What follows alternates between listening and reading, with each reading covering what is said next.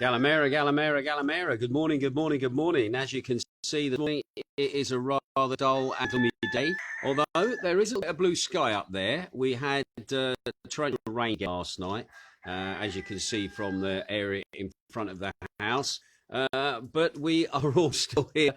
We're all still turning and burning. A lot's been going on in the last 24 hours. I've got bad news as well.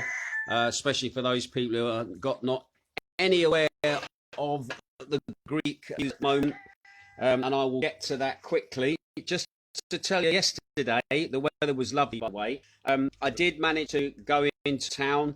I managed to go to Lille. Guess what?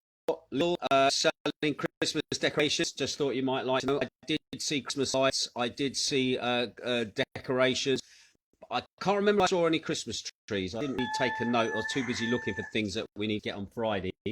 However, Bella Casa, the only place which can honestly call a seasonal shop, that was open. And my God, the queues to get Bella Casa, to get Christmas trees, Christmas lights, Christmas decorations. I was amazed. I don't think Bella Casa has seen such busy business in a long time, because they were supposedly halfway between closing down and staying open. They were a little bit hit miss, but obviously they've got all this Christmas stock left over, and they're obviously hoping for a last hurrah. Anyway, they certainly had one yesterday, with the amount of people that were queuing up outside, and people basically having to be conducted inside. You can come in now, but you can wait there, sort of situation. Jumbo, not open, completely closed. So again, Bella Casa getting a good bite of the seasonal Christmas cherry. Anyway, as I said, things have been going on here in the last 24 hours. First of all, as always, just start off with the new stats for the coronavirus for Greece. Anyway, new cases have been reported in Greece in the last 24 hours. We've had 1,251 new cases, which is up on yesterday, of which 20 of those cases were detected from people being tested coming into the country at various entry points. Anyway, last night we actually had a person test positive here in Zakynthos. That was breaking news last night. It seems it's the first case of coronavirus we've had in days that's been reported. The person is a 77-year-old man from the Argasi area. He went to the hospital with mild symptoms. However, the hospital staff there deemed it necessary for him to be hospitalized in the Corona Clinic, is where he is at the moment. His child, not sure of the age of his child, but it was just described as his child also took a test and came out negative. Meanwhile, there has been 2 new cases on Corfu as well. They've sort of been getting it quite heavy, Corfu, to be honest. Anyway, the number of cases now total across the country since the pandemic started is now at 116,721, of which 52% of those are men. All right.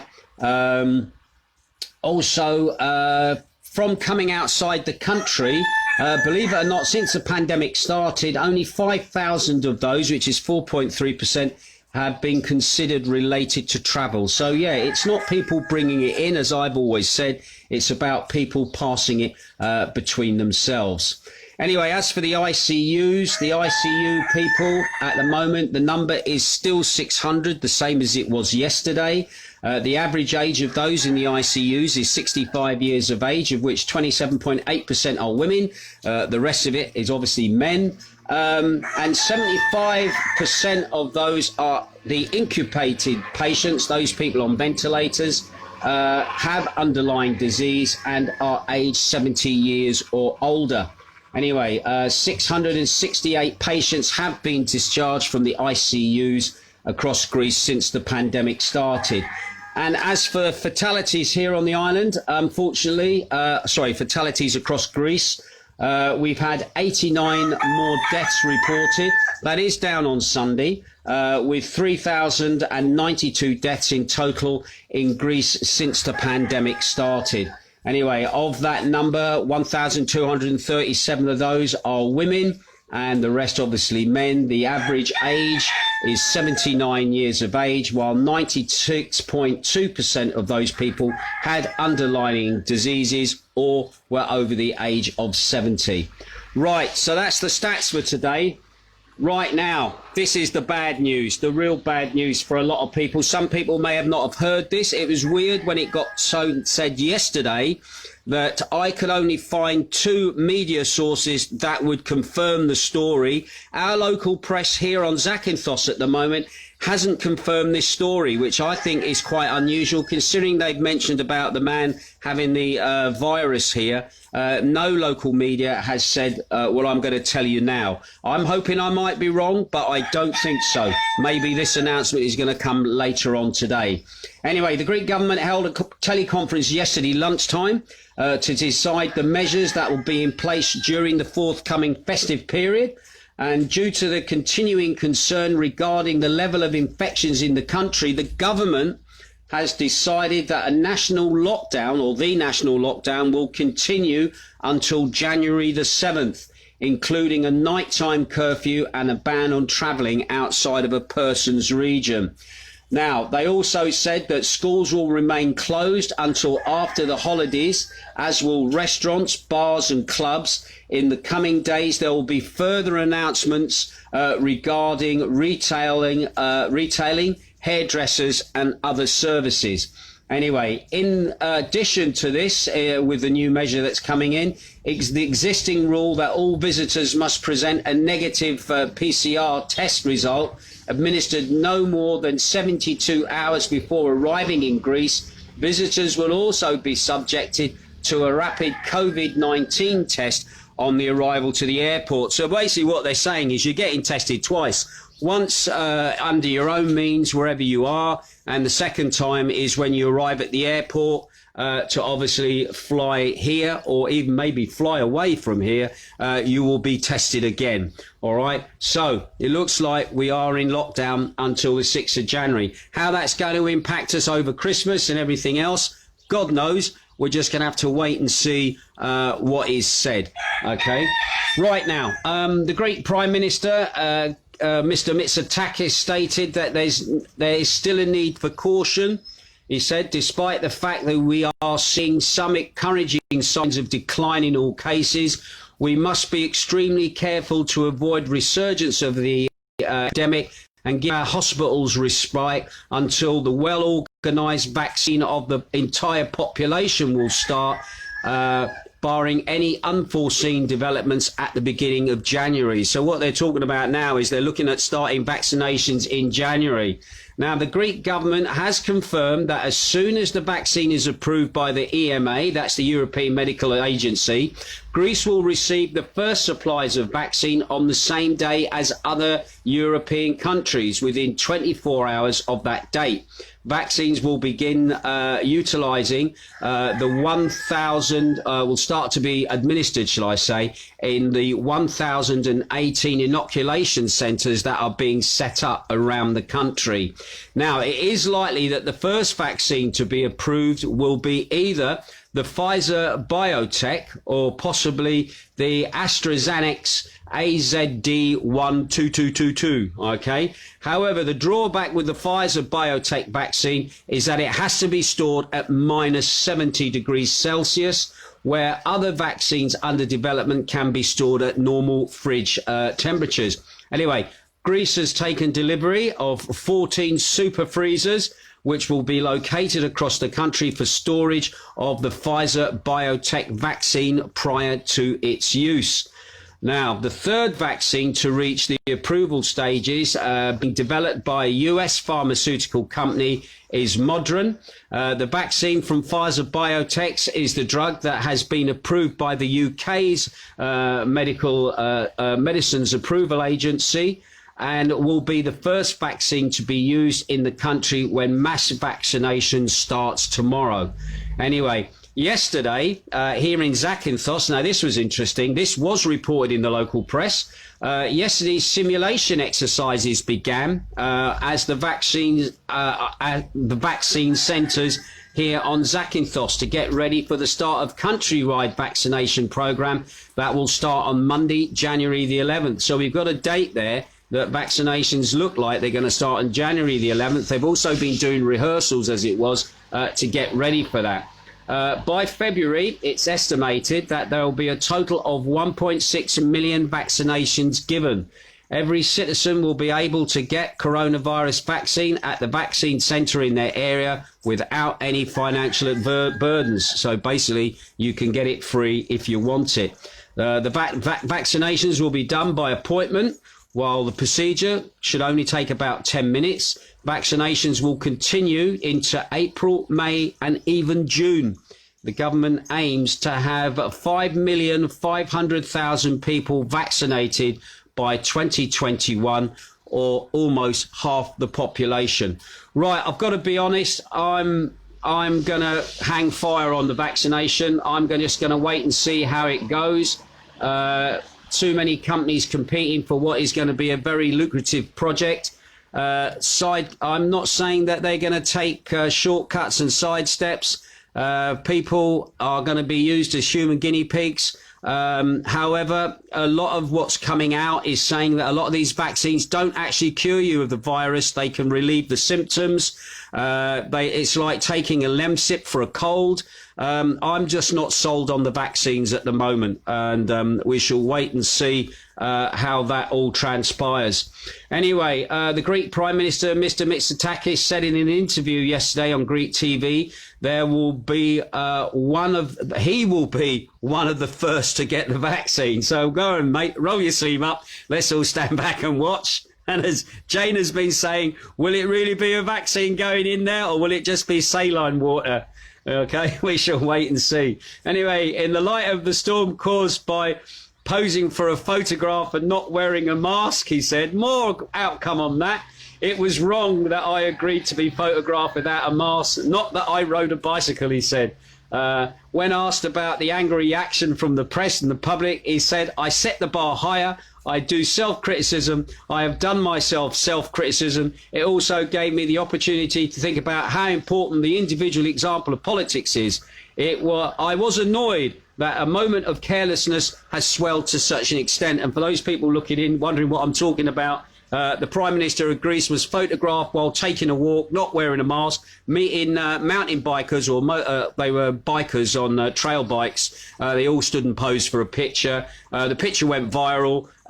No reaction from the mainstream media here. It was kind of squashed. And then obviously the shout got louder on social media, and obviously a statement had to be made.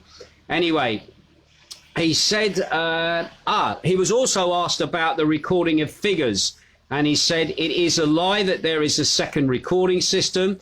I have said that I could have closed Thessaloniki or northern Greece earlier, but there was no such suggestion then. He also assured that we are watching the data in greater detail, and pointed out that he is bothered by the discussion about so-called double books. Now, this was a story that was circulating last week, where two newspapers, Democratica and Vimta, had said that they'd had reports that a two-tier system of recording figures was being used, and obviously the government was cherry-picking what it was going to say by comparing their two sets of figures. However, this has been disputed and said it's the way that data is edited, and saying that it wasn't intended to give the impression of two tiers. I know he's taken it very personally. He's launched a criminal investigation as to where this information was leaked from, and I think we may see repercussions on somebody if the word gets out. Anyway, I do have a little bit of happy news for you after sounding so grim and glum this morning.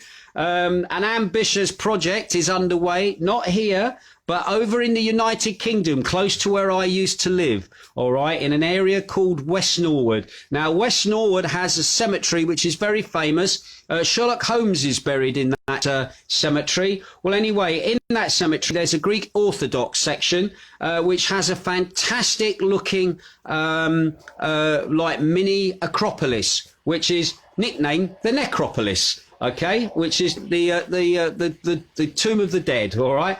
And it's a little chapel at St. Stephen's Mortuary is its proper name. Anyway, it seems that is going to be restored by Christian Greek Orthodox from the local area. London, King's College London historian Victoria Solomides, who's also a member of the Friends of West Norwood Cemetery, says their organisation are leading the effort to start the restoration and work on the Acropolis that is actually in West Norwood Cemetery. So there you go, a little bit of news from the UK, a little bit of good news and happy news. Let's see who's tuning in. I've noticed a few names of people that are here for the first time. Tracy Mitchell is watching. Nice to see you. She says, good morning. Good morning, Tracy. Big Al Thompson is watching as well. Big Al Thompson says, morning, Ginge. Morning, Big Al. Mark Stewart is watching as well. Give you a little wave, Mark Stewart. Nice to see you tuning in. Nicola Hooper is also tuning in as well. Andrew the Fridge Watkins is tuning in as well. Lovely to see you tuning in as well, Andrew. And an old colleague from the days of Celebrity Cruises, who is now a nurse, and she works at Stoke Mandeville Hospital. I used to do time there on the hospital radio there. Katrina Allen is tuning in as well. Lovely to see you checking in on the old boy. Can I just say the pictures of your family are absolutely delightful. I don't know how busy you've been with the coronavirus, what's been going on in your world, but it's really nice to see you tuning in. And also, I think it was your birthday just not so long ago. Anyway, happy belated birthday as well. Anyway, Ian Wallace is also tuning in as well. Little wave back to Katrina. John Hester, David Hester is looking in. He says, morning, Ginge. I'm up early as Hannah is 16, so woke up very early. Happy birthday, Hannah. I've met Hannah. She came on holiday with her dad, John. I wish you a happy birthday, sweet 16. Here you go. I'll tell you what, I'll stick you in my show tomorrow. Let's find out what was the #1 record on the day that you were born in my show tomorrow. Wednesday afternoon. I'll stick you in there, my lovely. All right, we'll find out what your #1 record is, the record you were born to. Also, Stephen Hodgson is tuning in as well. Nice to see you here from concert up there in County Durham. I don't know what the weather's like up there at the moment. He says, good morning, Ginge. Sue Dickinson is watching as well. My old mate, Sid James, is tuning in as well. I do that. That's from the Carry On films, if you haven't gathered. All right, he's looking in. Morning, Ginge, he says. Patricia Trentfield is watching as well. Alan Cowell is also tuning in. Nice to see you tuning in as well. Vicky Wood is also tuning in. Your mum was tuning in yesterday, Vicky. It's nice to have you tuning in today. Marie Halberg is also tuning in as well. Marie says, good morning, Ginge. Thank you, Marie. Steve Lee is watching. Nice to see you here. He's also from the northeast, if I remember rightly. Heather Flynn is also watching in. Nice to see you here as well. Right, so what have we got planned for today? Well, I've got to go and do a bit more things today, a bit of banking. I'm also in the process now. I'm going to be recording my special birthday 60th year in music show, doing the 1960s, the year I was born, a little reflection of the music of the time, my memories of that time, people as well as family of that time. And I think you'll be very surprised. I was going through some of the music with Jane yesterday, and Jane said, what lovely music. I don't think she'd ever heard of Matt Monro before. But anyway, I'm looking forward to doing that. I'm going to be making that later today, ready to go out on Sunday. All right, Sunday the 13th, the day of my birthday. The day before we should have been getting out of lockdown, but no, we're still in lockdown now until the 6th of January. So once again, don't forget to book out, do all that good stuff as well. And then tomorrow, don't forget, I've got my show as well, my 2 days a week broadcasting, Wednesday and Friday.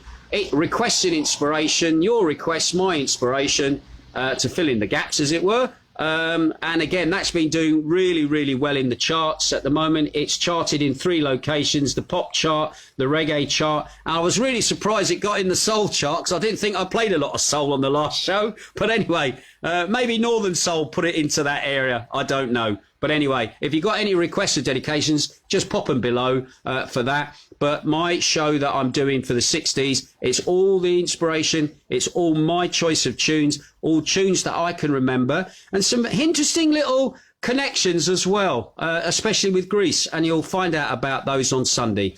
Right, anyway, that's it from me. Got to quickly say... Tim Crystal says, morning, buddy. Love to James. Sorry to hear they've locked you up until 2021. Yeah, we're not pleased about that. We're still waiting to see what the fallout is going to be. I'm really surprised our local media has not picked up on this at all.